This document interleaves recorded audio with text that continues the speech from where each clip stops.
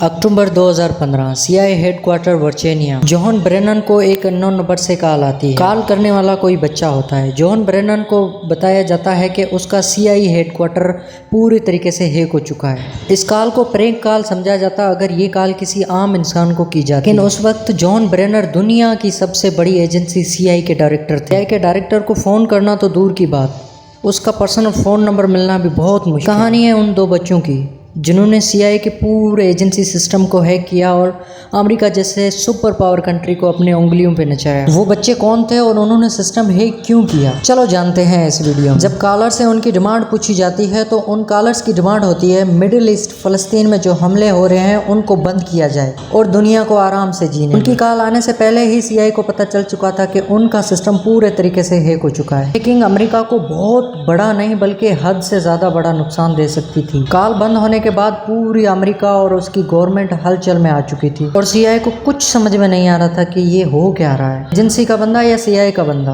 तभी हार मानता है जब उसकी आइडेंटिटी किसी को पता चल जाए या लीक हो जाए। यहाँ तक कि लंगी वर्जीनिया में सीआईए हेडक्वार्टर में स्टारबक का एक ब्रांच है जो ऑफिसर्स को कॉफ़ी देता है।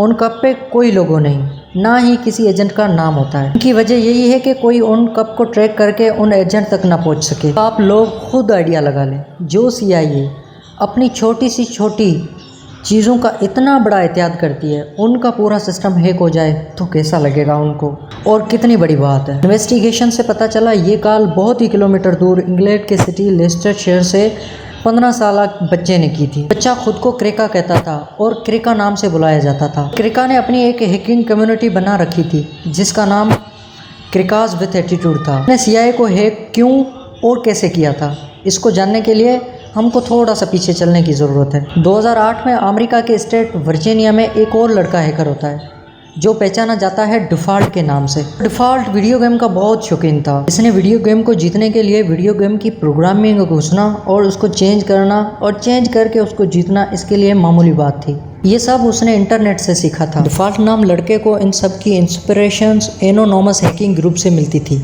जो कि 2008 में काफ़ी फेमस हो चुके थे। एनोनॉमस हैकर अक्सर उस टाइम न्यूज़ की वेबसाइट में घुस के उनकी हेडलाइंस अपने हिसाब से रख देता था, जो मर्जी चाहे वेबसाइट में चेंजिंग करता था। डिफ़ॉल्ट ज़्यादा अच्छी हैकिंग करने के लिए एनोन से हैकिंग ग्रुप को ज्वाइन कर लेता है। ये ग्रुप पहले ही बहुत सारी वेबसाइट्स हैक कर चुका था, लेकिन ये हैकिंग ज़्यादातर पॉलिटिकल पार्टीज के लिए की जाती थी। एनोन से अक्सर बोट सेक का यूज़ करके हैकिंग करते थे, यानी वो इंटरनेट पर वायरस बना के फैलाते थे और वो वायरस जिस भी कंप्यूटर में जाता था वो कंप्यूटर उनके कंट्रोल में आ जाता था। वो कंप्यूटर जिसमें वायरस होता है उसको बोट और कंप्यूटर्स का पूरा नेटवर्क हो उसको बोट नेट बोला जाता है। एनोन सेक के मेंबर होने की वजह से डिफ़ॉल्ट के पास भी बोट नेट का एक्सेस था। उसने देखा कि इन सारे कंप्यूटर में से एक कंप्यूटर है जो कनाडा के एक मेडिकल कॉलेज का है। डिफ़ॉल्ट ने उस मेडिकल वाले कंप्यूटर पे थोड़ी सी मेहनत की और उनके फाइनेंशियली डॉक्यूमेंट तक पहुंच गया। उसने देखा मेडिकल कॉलेज के स्टूडेंट से अभी 9 मिलियन लेना बाकी थे। डिफ़ॉल्ट ने उनके कंप्यूटर से सारे डॉक्यूमेंट्स डिलीट कर दिए। डिफ़ॉल्ट की पहली हैकिंग कामयाब हो चुकी थी और मेडिकल के सारे निज़ाम धर्म भरम हो चुके थे। ये पहली हैकिंग इसने शरारत में की थी, लेकिन अगली हैकिंग गुस्से में की गई थी।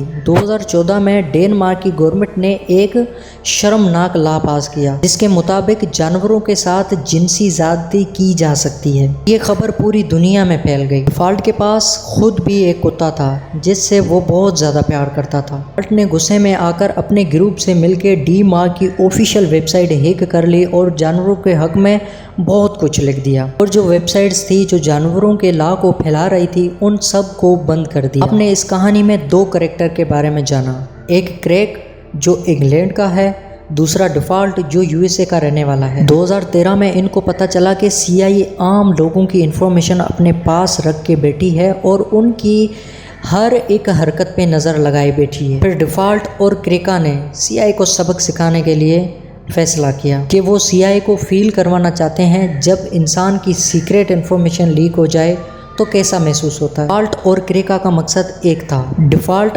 अपनी आवाम की प्राइवेसी ख़त्म करने पर यूएस से बदला लेना चाहता था और क्रेका गाज़ा पे किए जाने वाले हमलों का बदला लेना चाहता था। दोनों की दुश्मन अमेरिकन गवर्नमेंट थी। सबसे पहले इन्होंने अमेरिकन एजेंसी के डायरेक्टर जेम्स क्लेपर का फ़ोन नंबर पब्लिक कर दिया और किसी को भी उनको गूगल करने से उनका फ़ोन नंबर मिल जाता था। एक और CIA का डायरेक्टर जॉन ब्रेनन को हैक करने का इरादा बना लिया। क्रिका ने जॉन के बारे में सर्च करना शुरू कर दिया और क्रिका को मिलता है जॉन का फ़ोन नंबर और वो फ़ोन नंबर वेरिज़ॉन का था, जो कि एक अमेरिकन मोबाइल ऑपरेटर है। क्रिका ने वेरिज़ॉन के इंटरनल टीम को उनका ही मेंबर बन के कॉल की और कहा कि वो एक कस्टमर की प्रॉब्लम सॉल्व करने के लिए राब्ता कर रहा है क्योंकि उसके सिस्टम में एक टेक्निकल इशू है। वेरिज़ॉन की टीम ने उसकी आइडेंटिटी कंफर्म करने के लिए पिन कोड मांगा, जो कि वो ऑलरेडी हैक करके अपने पास रख के बैठा था। वेरिफिकेशन के बाद वेरिज़ॉन ने जॉन की पर्सनल इंफॉर्मेशन क्रिका के साथ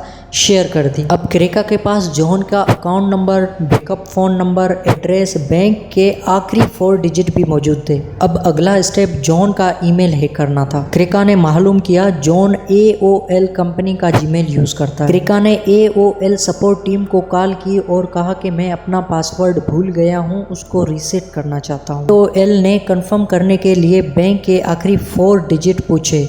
क्रिका के पास वो ऑलरेडी मौजूद थे। इस तरह क्रिका ने ईमेल को भी अपने बस में कर दिया।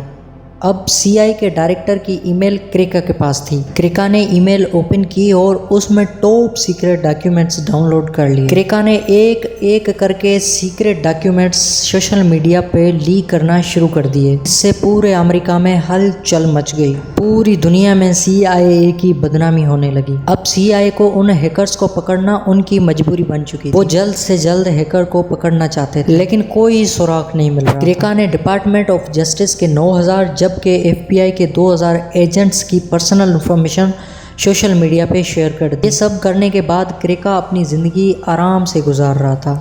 वो समझ रहा था कि उसको पकड़ना नामुमकिन है, लेकिन हाँ, शायद ये कभी ना पकड़ा जाता। लेकिन डिफ़ॉल्ट ने नशे में आके अपने दोस्त को बता दिया कि CIA को हैक करने के पीछे उसी का ही हाथ है। बस ये गलती क्रिका और डिफ़ॉल्ट को ले डूबी। चंद दिनों के बाद FBI ने डिफ़ॉल्ट के कमरे पे छापा मारा और उसको घसीटते हुए पकड़ लिया और डिफ़ॉल्ट से इन्वेस्टिगेशन की गई तो मालूम पड़ा इनके साथ एक और भी लड़का था। इनको पता चलता है क्रिका को ब्रिटिश पुलिस के जरिए अरेस्ट करवाया जाता। क्रिका का असल नाम केनी गैम्बल था। कम उम्र होने की वजह से क्रिका को 2 साल की सज़ा दी गई, जबकि डिफ़ॉल्ट का नाम जस्टिन ग्रे लैम्बरमैन था। डिफ़ॉल्ट को 5 साल की सज़ा सुनाई गई। दोनों आज जेल से आज़ाद हैं और साइबर सिक्योरिटी में अपना करियर आगे बढ़ा रहे हैं। आपका प्यार, आपके कमेंट्स हमारे लिए काबिल एहतराम है।